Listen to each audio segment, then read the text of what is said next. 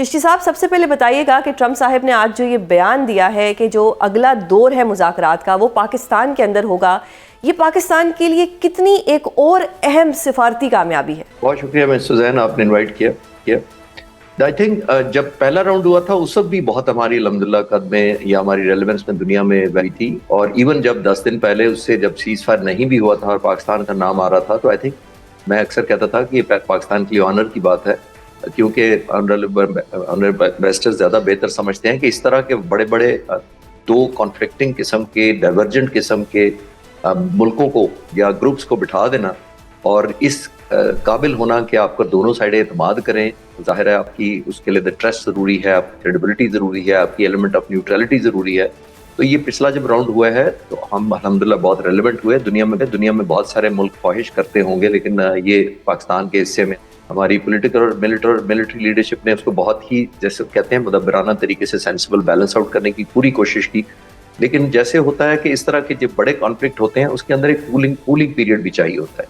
آپ نے دیکھا کہ چند گھنٹوں یا تقریباً 2 یا 3 دنوں کے اندر مذاکرات شروع ہو گئے تھے.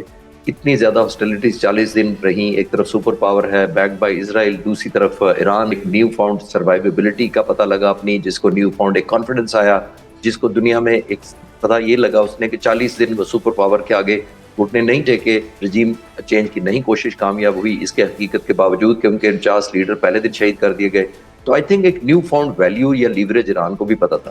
تو اس طرح دونوں کے کنورجنس پر کر لانا اتنا پاسبل لگتا بھی نہیں تھا، کیونکہ ڈپلومیسی آلدو آنریبل ایمبیسڈر کا یہ ڈومین ہے، لیکن میں نے یہ جو پڑھا ہے وہ یہ کوئی ایونٹ نہیں ہوتا، یہ کوئی میچ نہیں ہوتا کہ آج ہوا ہے شام کو رزلٹ آئے گا، سکور آئے گا، پرفارمنس آئے گی. تو وہ نہ تو موسٹلی ڈسکلوز بھی نہیں کی جاتی obviously بیکاز کانفیڈینشیلٹی کی وجہ سے لیوریج بعد میں لینا دینا ہوتا ہے. تو آئی تھنک ایگزیکٹ کنٹورز اگر ناکام ہو جائے یا ڈیلے ہو جائے تو آئی تھنک اس کو پبلک بھی نہیں کیا جاتا اسی وجہ سے. لیکن ہم اگر جیسے اب یہ بھی میں نے سنا ہے ایک چینل کے تھرو ہی کہ ہم دوبارہ کنسیڈر ہو رہا ہے پاکستان، تو آئی تھنک بڑے آنر کی بات ہوئی ہے. صحیح. جوہر سر، آپ کو کیا ماحول بنتا دکھائی دے رہا ہے مذاکرات کے حوالے سے، راؤنڈ 2 کے حوالے سے، کہ کیا دونوں ممالک اتنی جلدی راؤنڈ 2 کے لیے تیار ہو جائیں گے؟ جی، ایک تو خیر ایک کوموڈور صاحب نے بالکل صحیح کہا کہ پاکستان نے جو رول پلے کیا اس کی تو پوری دنیا ستائش بھی کر رہی ہے، اس کو ریکگنائز بھی کر رہی ہے. اور یہ بھی بالکل صحیح ہے کہ دیکھیں اس قسم کے جو مذاکرات ہوتے ہیں، اور میں نے تو خیر پہلے ہی اس پہ کہا تھا کہ یہ اتنے کمپلیکیٹڈ کی میٹرز ہیں، خصوصاً جو نیوکلیر ایشو ہے، اور پھر یہ آبنائے ہرمز کا بھی معاملہ جو کہ پہلے نہیں تھا لیکن اب ظاہر ہے وہ ایران سمجھتا ہے کہ اس کے لیے سب سے بڑی لیوریج ہے. تو یہ کوئی اتنا آسان نہیں ہوگا، یہ تو ایک ڈریم سینیریو ہوتا کہ ایک ہی اس راؤنڈ میں سارا کچھ سیٹل ہو جاتا.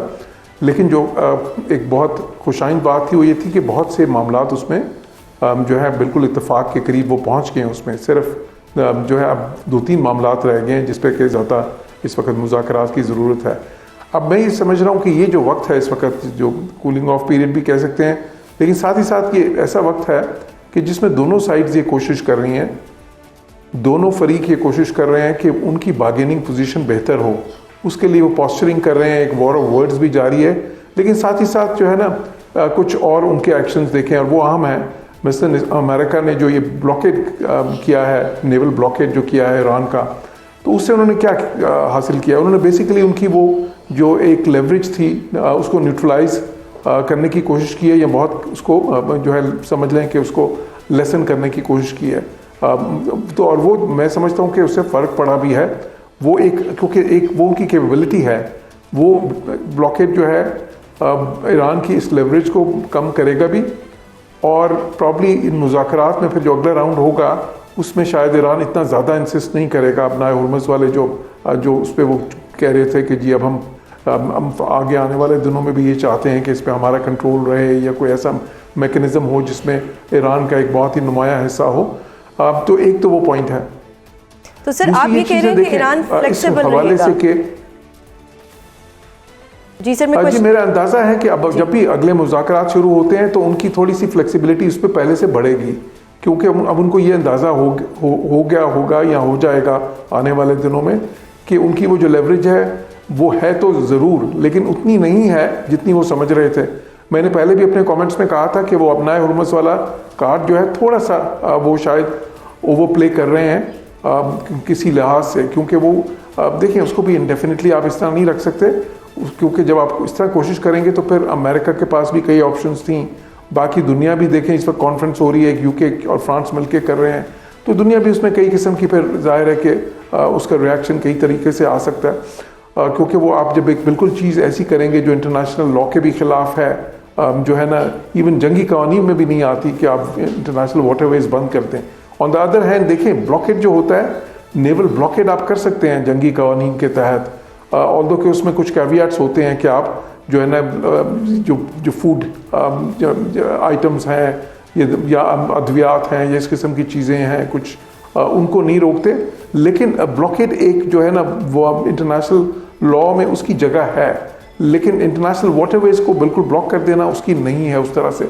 तो लेकिन देखें, अच्छी बात यह है कि इसके बाद इंशाल्लाह जो अगला राउंड जब भी होता है, और मैं समझता हूँ कि उसकी उम्मीद बहुत है, तो उसमें दोनों की साइड्स की पोजीशन ज़्यादा रियलिस्टिक होंगी। अब सिर्फ एक जो नुक्ता है जो आखिरी में इसमें कहना चाहता हूँ वो ये है कि देखें, इसमें बस एक रिस्क है कि एक मिसकैलकुलेशन का रिस्क है इस स्टेज में, कि कहीं दोनों साइड्स जो है अपनी बार्गेनिंग पोजीशन जो है उसको एनहांस करते करते कहीं कोई मिसकैलकुलेशन ना कर दें जिससे कि दोबारा बात एस्केलेशन की तरफ निकल जाए। तो उससे बस तरह बचने की जरूरत है। कैसे खत्म होगा? देखिए, लैक ऑफ ट्रस्ट तो बिल्कुल एक ट्रस्ट डेफिसिट तो ह्यूज है, इसमें कोई शक ही नहीं है।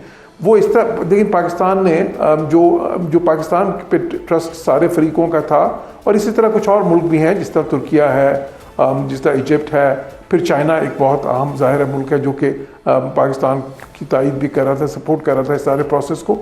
जो उनकी अपनी क्रेडिबिलिटी है उन मुल्कों की, वो उसको इस्तेमाल करते हैं उस ट्रस्ट डेफिसिट को या उस खलीज को, जो ट्रस्ट की एक खलीज एग्जिस्ट करती है, उसको पाटने के लिए, उसको ब्रिज करने के लिए।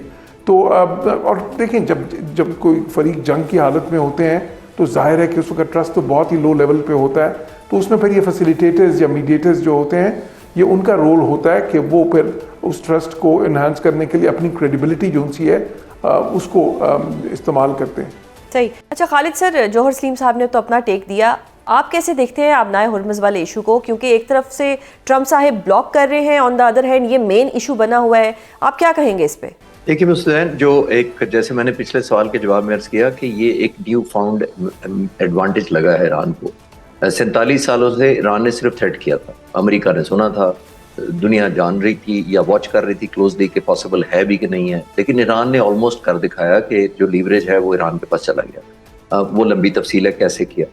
जो एक स्ट्रेंज बात है इस पूरे फिनोमेना के अंदर ये है कि उसने अमेरिका को रिएक्टिव मोड में कर दिया। अब मैं उसको एक्सप्लेन करता हूँ रिएक्टिव मोड क्या है। सुपर पावर जब आती है वो अपने मिलिट्री ऑब्जेक्टिव लेकर आती है, उसने अनफोल्ड अपनी मर्जी की जंग करनी होती है या करनी चाहिए उसको। ईरान जैसे मुल्क ने अब उनको अपने डिसीजन मेकिंग लूप के अंदर शामिल कर लिया, जिसका मतलब ये है कि जब भी अमेरिकन सदर फैसला करते हैं, अभी कुछ दिनों से देखिए वो रिएक्टिव मोड में कर रहे हैं। ईरान ने ये किया, अब हम ये करके दिखाएंगे, ईरान ने ये किया, हम ये करके दिखाएंगे।